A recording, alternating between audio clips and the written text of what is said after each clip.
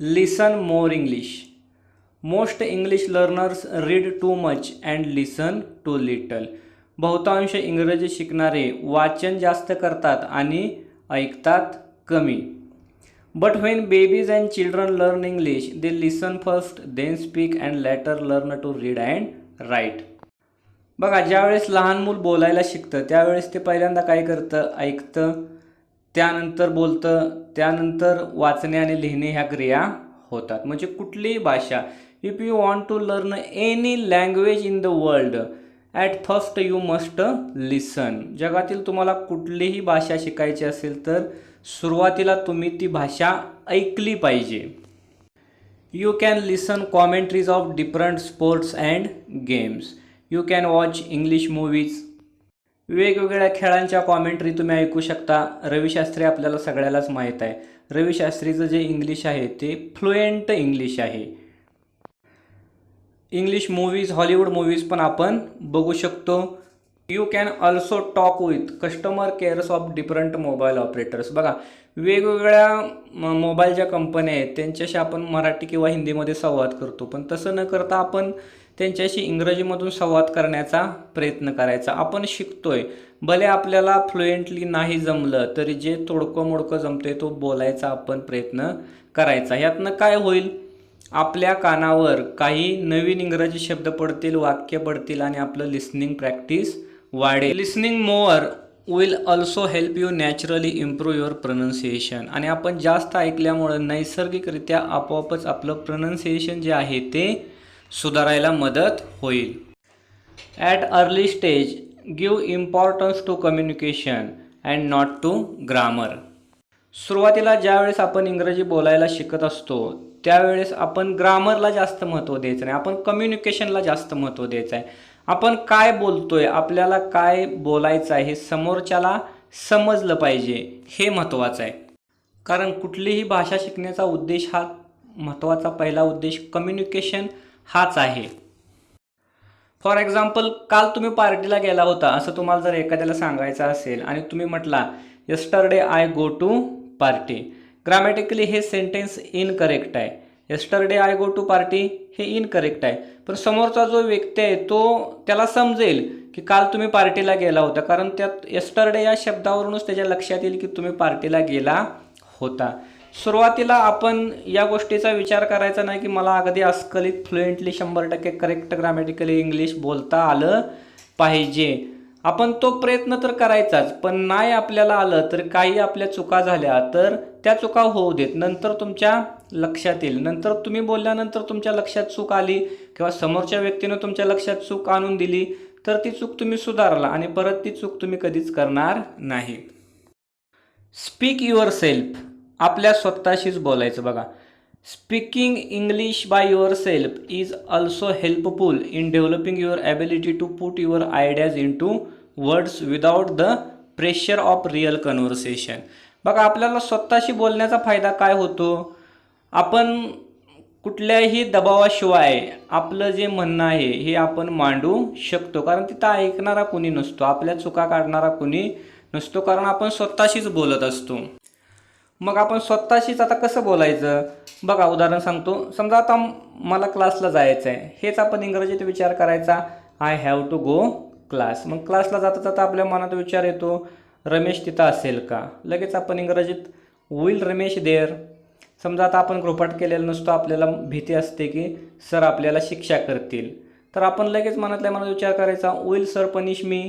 Sir मला शिक्षा करतील का. क्लासला जाता जाताच तुम्हाला पावसाचं वातावरण दिसलं, आता पाऊस येण्याची शक्यता आहे असं तुम्हाला वाटलं, तुम्ही लगेच म्हणू शकता इट मे रेन, पाऊस पडू शकतो. थोडंसं पुढे गेल्यावर तुमच्या लक्षात आलं की मगाशी तुमच्यापासून भरधाव वेगानं जी कार गेली होती तिचा ॲक्सिडेंट झाला आहे. तुम्ही लगेच काय विचार करणार इंग्रजीमध्ये, he should have driven a car slowly. त्याने कार स्लो चालवायला हवी होती. आणि नंतर आपण बोललेलो बरोबर आहे का हे आपण स्वतःच तपासून पाहायचं. यामध्ये फायदा काय होतो, आपलं ऐकणारं कोणी नसतं, त्यामुळं आपल्या चुका या ठिकाणी कोणी काढू शकत नाही किंवा आपल्याला भीती वाटण्याची पण शक्यता नाही. स्पीक स्लोली, हळू बोला. English too fast will not make you sound like a native speaker. Instead, it can actually make it more difficult for the other person to understand you. बघा, तुम्ही इंग्रजी फास्ट जर बोलायला गेला तर आपल्याला नेटिव्ह स्पीकरसारखा साऊंड येणार नाही आणि काय होईल की आपल्याला काय बोलायचं आहे ते समोरच्याला समजणार नाही. Speaking English slowly has two advantages. First advantage it gives you more time to think of what to say. Slow बोलण्याचा आपल्याला फायदा काय होतो बघा, आपल्याला काय बोलायचं आहे ते विचार करायला, शब्द आठवायला आपल्याला वेळ मिळतो. It makes you speech clearer so the other person can understand.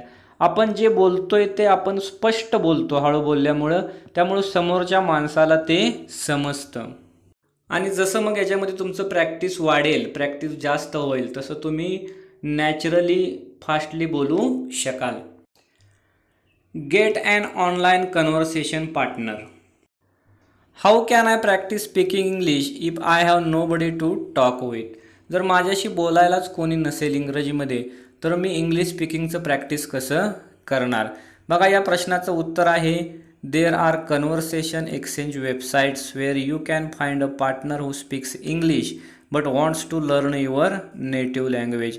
अशा वेबसाईट्स आहेत की ज्या ठिकाणी तुम्हाला ऑनलाईन इंग्लिश पार्टनर बोलणारा मिळेल. त्या इंग्लिश पार्टनरला तुमची भाषा शिकायची असते आणि तुम्हाला त्याची भाषा शिकायची असते. अशा वेळेस तुम्ही त्याच्यासोबत ऑनलाईन इंग्लिश कम्युनिकेशन करू शकता. अशा कोणत्या वेबसाईट आहेत त्या वेबसाईटची यादी तुम्हाला स्क्रीनवर मी दिली आहे. याचा फायदा काय होतो, आपल्या मिस्टेक पण या ठिकाणी करेक्ट होतात. समजा तुमच्याकडून बोलताना एखादी मिस्टेक झाली तर समोरचा तुमचा पार्टनर काय करतो, ती मिस्टेक तुमच्या लक्षात आणून देतो. If you forget a word use other words. It's very common for English learners to stop a sentence in the middle because they have forgotten the word. बघा, ही कॉमन गोष्ट आहे. इंग्रजी आपण बोलताना काय होतं की आपण बोलत असतो आणि एखाद्या मराठी शब्दासाठी इंग्रजी शब्दच आपल्याला माहीत नसतो किंवा ऐन वेळेस तो आठवत नाही. त्यामुळं आपण काय करतो, मध्येच थांबतो.